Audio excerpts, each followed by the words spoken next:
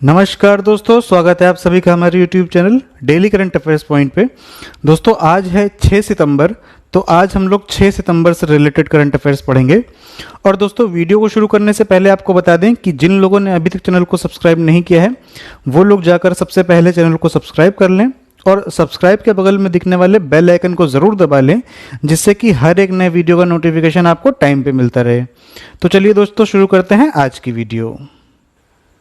किस देश ने पाकिस्तान के खिलाफ नो आर्म्स सप्लाई पॉलिसी जारी रखने का निर्णय किया है? तो दोस्तों ये किया है रूस ने, यानी कि रशिया ने। दोस्तों रूस विश्व में सबसे ज़्यादा हथियारों की सप्लाई करता है इंडिया को, यानी कि अपने देश भारत को। तो जो इंडिया है ये रूस का सबसे बड़ा हथियारों का खरीदार है, और वहीं पाकिस्तान को रूस नो आर्म्स सप्लाई पॉलिसी के तहत कोई भी हथियार नहीं बेचता था और न ही आगे बेचेगा। दोस्तों यहाँ से बात करें अगर पाकिस्तान की, तो यहाँ की राजधानी है इस्लामाबाद, और यहाँ पे मुद्रा क्या चलती है? तो ये चलती है पाकिस्तानी रुपया, और प्रधानमंत्री हैं इमरान खान, और यहाँ के राष्ट्रपति हैं आरिफ अलवी। और दोस्तों पाकिस्तान से एक बात और याद रखिएगा कि सौर ऊर्जा से संचालित होने वाली विश्व की पहली संसद बनाई गई है पाकिस्तान में ही। और दोस्तों अगर बात करें रशिया की, तो रशिया की राजधानी क्या है? तो वो है मॉस्को, और यहाँ पे मुद्रा चलती है रूबल, और राष्ट्रपति हैं व्लादिमीर पुतिन, और प्रधानमंत्री कौन है? तो दोस्तों ये हैं मिखाइल मिशुस्टिन। और दोस्तों रशिया से एक बात याद रखिएगा कि हाल ही में भारत ने रशिया से S-400 नाम का एयर डिफेंस सिस्टम खरीदने की डील की है, और ऐसा कहा जा रहा है कि इसकी पहली खेप दिसंबर 2021 में आने की संभावना है। और इसी के साथ साथ अभी हाल ही में भारत ने रूस से AK-203 यानी कि AK-203 असॉल्ट राइफल की डील भी की है। तो दोस्तों याद रखिएगा, इंपॉर्टेंट है। चलिए नेक्स्ट क्वेश्चन देखते हैं। हाल ही में कौन सा देश इंडो पैसिफिक क्लब में शामिल हुआ है? तो दोस्तों ये शामिल हुआ है जर्मनी। तो इस प्रकार जर्मनी औपचारिक रूप से इंडो पैसिफिक क्लब में शामिल होने वाला दूसरा यूरोपीय देश बन गया है। और इससे थोड़े दिन पहले ही हाल ही में फ्रांस इस ग्रुप में शामिल हुआ था, जो कि पहला यूरोपीय देश बना था इंडो पैसिफिक क्लब में शामिल होने वाला। और दोस्तों इंडो पैसिफिक क्लब का उद्देश्य क्या है? तो ये अपने व्यापारिक मार्गों को सुरक्षित करने और चीन से व्यापार मार्गों को हासिल करने के लिए बनाया गया था, जिससे कि चीन के अड़ियल रवैये से बचा जा सके। क्योंकि आप लोग जानते होंगे कि चीन एक विस्तारवादी सोच वाला देश है, तो उसका मानना यह है कि उसके पास आसपास जो कुछ भी है सारा कुछ उसी का है। तो इस रवैये से बचने के लिए और अपने इम्पोर्टेंट व्यापार मार्गों को सुरक्षित करने के लिए इस क्लब का गठन हुआ था। और ऐसा माना जा रहा है कि जर्मनी के शामिल होने से भारत, ऑस्ट्रेलिया, अमेरिका और जापान द्वारा जो क्वाड गठित किया गया था उसके लिए ये काफ़ी अच्छा होगा।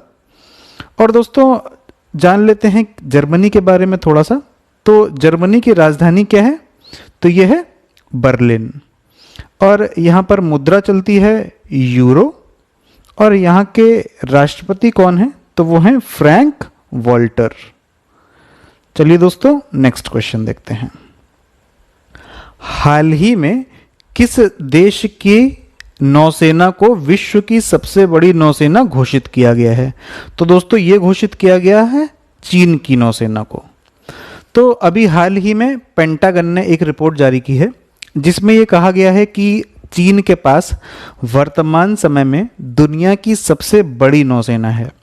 और आपको बता दें कि पेंटागन अमेरिका रक्षा विभाग है, और इसने ये दावा किया है कि चीन के पास लगभग 350 जहाज़ों और पनडुब्बियों की युद्ध शक्ति मौजूद है, जिसमें 130 से अधिक फ्रंट सरफेस फाइटर्स हैं। और इनकी तुलना में अमेरिकी नौसेना के पास सन 2020 की शुरुआत में लगभग 293 यानी कि 293 जहाज हैं। तो ये दावा किया गया है अमेरिका के रक्षा विभाग पेंटागन द्वारा। दोस्तों अगर बात करें चाइना की, तो यहाँ की राजधानी क्या है, तो वो है बीजिंग। और मुद्रा क्या चलती है, तो दोस्तों वो चलती है रेन मिनबी। और यहाँ के राष्ट्रपति कौन है, तो ये हैं शी जिनपिंग। और भारत और चीन की जो आधिकारिक सीमा है उसका नाम तो दोस्तों आप लोग जानते ही होंगे, उसका नाम है मैकमोहन लाइन यानी कि मैकमोहन रेखा। और भारत के 4 राज्य और 2 केंद्र शासित प्रदेशों की सीमा चीन से लगती है। तो वो 4 राज्य कौन से हैं ये भी जान लेते हैं। तो वो हैं हिमाचल प्रदेश, उत्तराखंड, सिक्किम और अरुणाचल प्रदेश। और 2 केंद्र शासित प्रदेश कौन से हैं, तो वो है जम्मू कश्मीर और लद्दाख। दोस्तों चीन की सबसे लंबी नदी कौन सी है, तो ये है यांग टिजिकियांग, जिसे कि यांगची रिवर भी बोलते हैं। और ये एशिया की भी सबसे लंबी नदी है।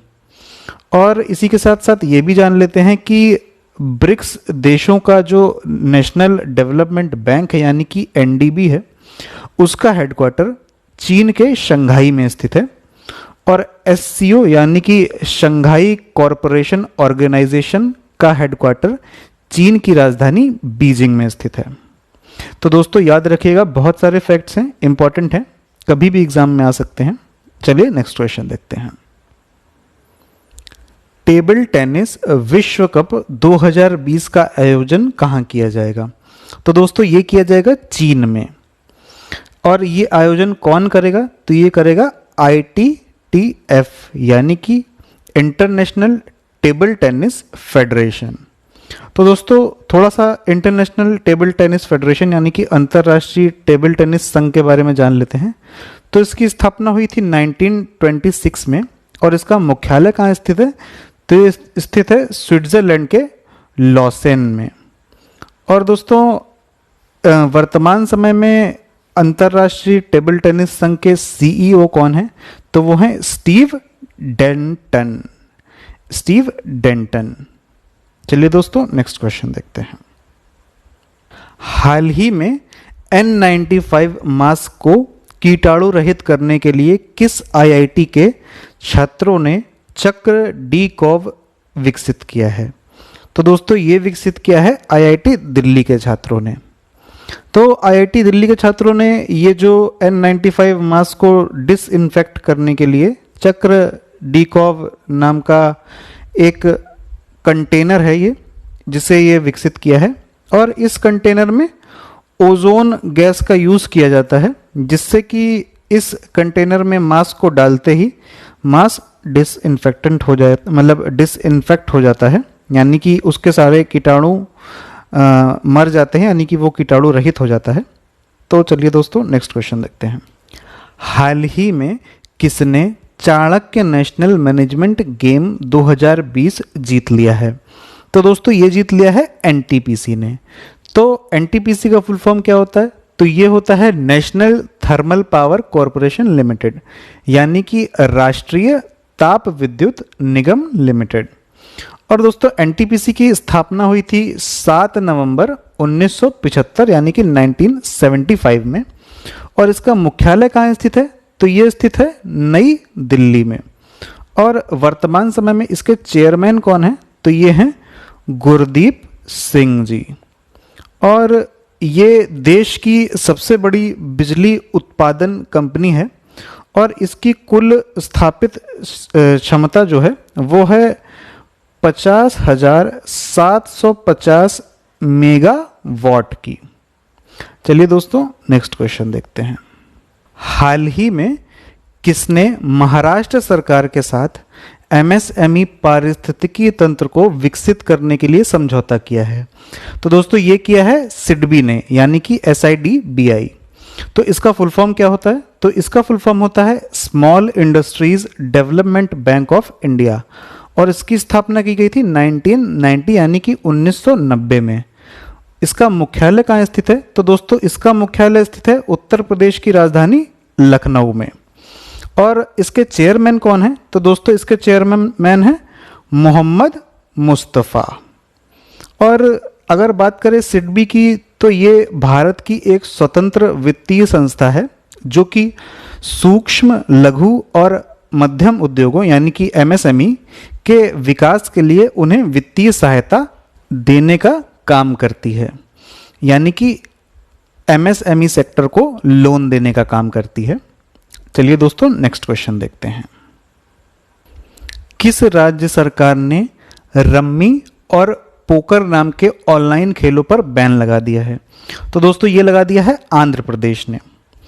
जैसा कि आप लोग जानते होंगे कि रम्मी और पोकर ऑनलाइन खेले जाने वाले गेम्स हैं, तो जो कि कार्ड्स यानी कि ताश के खेल होते हैं।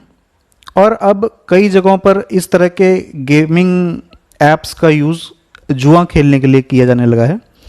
तो इसके चलते आंध्र प्रदेश सरकार ने इस पर पूरी तरह से बैन लगा दिया है। दोस्तों बात करें अगर आंध्र प्रदेश की, तो यहाँ के मुख्यमंत्री कौन है? तो ये हैं जगन मोहन रेड्डी। और यहाँ के राज्यपाल कौन है? तो ये हैं विश्वभूषण हरिचंदन। और दोस्तों यहाँ की वर्तमान समय में राजधानी क्या है? तो ये है अमरावती। और अभी हाल ही में आंध्र प्रदेश की 3 राजधानियों वाली योजना को मंजूरी मिल गई है, यानी कि 3 राजधानियों वाली नीति को मंजूरी मिल गई है। तो अब से आंध्र प्रदेश की 3 राजधानियां होंगी, तो वो होंगी अमरावती, कुर्नूल और विशाखापट्टनम। और इसी क्रम में अमरावती होगी विधायी राजधानी यानी कि लेजिस्लेटिव कैपिटल, कुर्नूल होगी न्यायिक राजधानी यानी कि जुडिशियल कैपिटल, और विशाखापट्टनम होगी कार्यपालिका राजधानी यानी कि एग्जीक्यूटिव कैपिटल। और दोस्तों एक बात और याद रखिएगा कि आंध्र प्रदेश देश में फलों के उत्पादन में टॉप पर है वर्तमान समय में।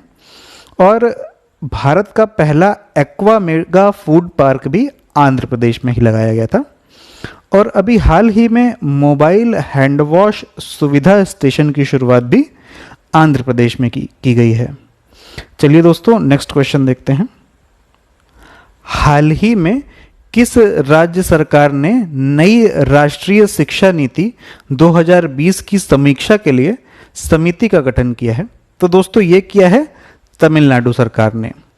और तमिलनाडु सरकार ने अभी हाल ही में जो नई राष्ट्रीय शिक्षा नीति लॉन्च की गई थी, यानी कि नेशनल एजुकेशन पॉलिसी लॉन्च की गई थी, उसकी समीक्षा के लिए एक 7 सदस्यीय कमेटी का गठन किया है। और दोस्तों बात करें अगर तमिलनाडु की, तो यहाँ की राजधानी क्या है? तो वो है चेन्नई। और मुख्यमंत्री हैं एडप्पट्टी के पलानासामी। और राज्यपाल कौन है? तो ये है बनवारी लाल पुरोहित। और तमिलनाडु से राज्यसभा की सीटें आती हैं 39 यानी कि 39, और राज्यसभा की सीटें आती हैं 18 यानी कि 18। दोस्तों अगर तमिलनाडु को करंट से रिलेट करके देखें, तो तमिलनाडु में हल्दी संस्थान की स्थापना की जाएगी, ये घोषणा की गई है अभी हाल ही में। और हाल ही में जारी आरबीआई की रिपोर्ट के अनुसार बाजार कर्ज के मामले में शीर्ष पर है तमिलनाडु। और अभी हाल ही में मछली उत्पादन में तमिलनाडु शीर्ष पर आ गया है और इसने गुजरात को पीछे छोड़ दिया है। पहले देश में गुजरात नंबर 1 मछली उत्पादक राज्य हुआ करता था, लेकिन अब शीर्ष पर आ गया है तमिलनाडु। और दोस्तों अभी हाल ही में कॉन्ट्रैक्ट फार्मिंग लागू करने वाला देश का पहला राज्य बन गया है तमिलनाडु। तो दोस्तों याद रखिएगा, बहुत इंपॉर्टेंट फैक्ट्स हैं, एग्जाम में पूछे जा सकते हैं। चलिए नेक्स्ट क्वेश्चन देखते हैं। भारत का पहला फुटबॉल प्रशिक्षण ऐप एन जोगो किसने लॉन्च किया है? तो दोस्तों ये लॉन्च किया है किरण रिजिजू जी ने। तो जैसा कि आप लोग को पता है कि कोरोना महामारी की वजह से आजकल सारे फुटबॉल क्लब बंद हैं। तो जो फुटबॉल सीखने वाले नए खिलाड़ी हैं, यानी कि जो फुटबॉल ट्रेनी हैं, उनके प्रशिक्षण के लिए देश के युवा मामलों और खेल मंत्री किरण रिजिजू जी ने इस एन जोगो नाम की ऐप को लॉन्च किया है। तो चलिए दोस्तों अब देख लेते हैं आज के वन लाइनर क्वेश्चंस। किस राज्य में मूर्त विरासत की रक्षा, संरक्षण और पुनर्स्थापन के लिए विधेयक पारित किया गया है? तो ये पारित किया गया है असम में। इंपॉर्टेंट क्वेश्चन है दोस्तों, एग्जाम में पूछा जा सकता है। और नेक्स्ट क्वेश्चन है, अंतर्राष्ट्रीय चैरिटी दिवस कब मनाया गया? तो ये मनाया गया है 5 सितंबर को। और दोस्तों ये याद रखिएगा कि ये जिस दिन शिक्षक दिवस मनाया जाता है उसी दिन अंतर्राष्ट्रीय चैरिटी दिवस भी मनाया जाता है। और हाल ही में हुई घोषणा के अनुसार दुनिया का दूसरा सबसे बड़ा सड़क नेटवर्क किस देश के पास है? तो दोस्तों ये हो गया है भारत के पास।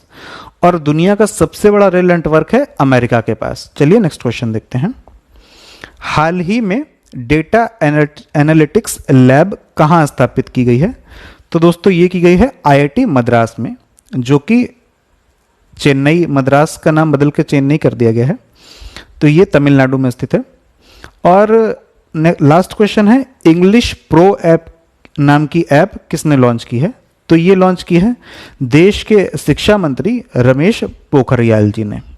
तो दोस्तों आज के वीडियो में सिर्फ इतना ही। और दोस्तों अगर आज का वीडियो आपको पसंद आया हो तो वीडियो को लाइक करिएगा, अपने दोस्तों में शेयर करिएगा और चैनल को सब्सक्राइब करना बिल्कुल भी मत भूलिएगा। और वीडियो को देखने के लिए बहुत बहुत धन्यवाद।